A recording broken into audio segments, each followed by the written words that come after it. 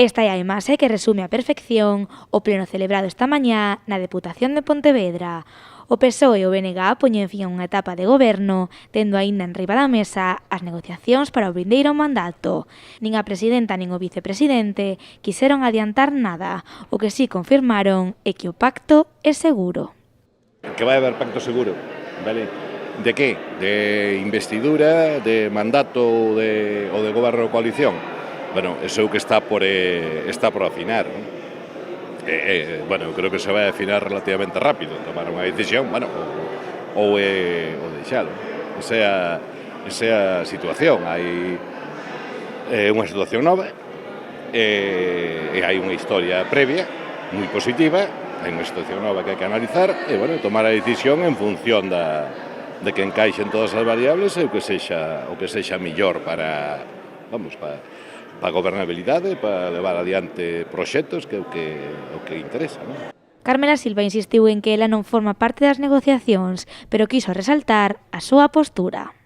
Espero e desexo que podamos seguir compartindo un proxecto de provincia que deu tan bons resultados e que eu estou encantada, e o dixen agora públicamente, e o sigo a dicindo, de o que significou este mandato, do acordo entre dous partidos que teñen dous proxectos diferentes, pero que foron capaces de traballar conxuntamente para modificar toda a forma de funcionamento de políticas nesta administración. Eu creo que ese modelo merece continuar e, polo tanto, eu estaría encantada e, además, desexaría que fose moi rápido.